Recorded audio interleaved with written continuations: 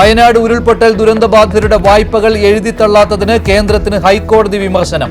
ബാങ്കുകളെ നിർബന്ധിക്കാനാവില്ലെന്ന കേന്ദ്ര നിലപാട് തള്ളി. കേന്ദ്ര സർക്കാർ അശക്തരാണെന്ന് പറയേണ്ടി വരുമെന്ന് ഹൈക്കോടതി. സംസ്ഥാനത്ത് സ്വർണ്ണവില റെക്കോർഡിൽ. പവന് 74,360 ഏപ്രിൽ 22 റെക്കോർഡിനേക്കാൾ 40 രൂപ കൂടുതൽ. വില കൂടാൻ കാരണം ഇസ്രായേൽ ഇറാൻ സംഘർഷം.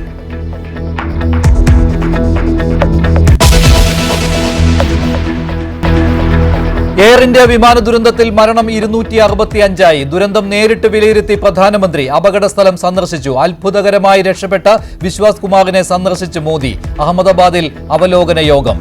തായ്ലൻഡിലെ ഫുക്കറ്റിൽ ബോംബ് ഭീഷണിയെ തുടർന്ന് എയർ ഇന്ത്യ വിമാനം തിരിച്ചിറക്കി.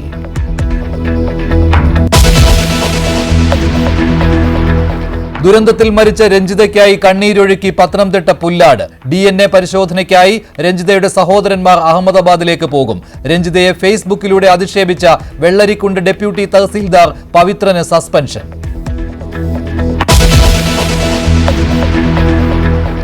മധ്യേഷ്യയിൽ യുദ്ധസമാന സാഹചര്യം. ഇറാനെതിരായ ഇസ്രായേലിന്റെ ആക്രമണത്തിൽ ഖമേനിയുടെ ഉപദേശകനും സൈനിക മേധാവിയും ശാസ്ത്രജ്ഞരും കൊല്ലപ്പെട്ടു.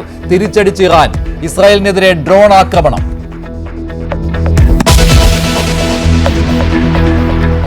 നിലമ്പൂരിൽ മുഖ്യമന്ത്രി ഇന്ന് പ്രചാരണത്തിന്. 3 ദിവസം നിലമ്പൂരിൽ തങ്ങി പ്രചാരണം. സ്വരാജിനെതിരെ പ്രചാരണവുമായി ആശമാർ.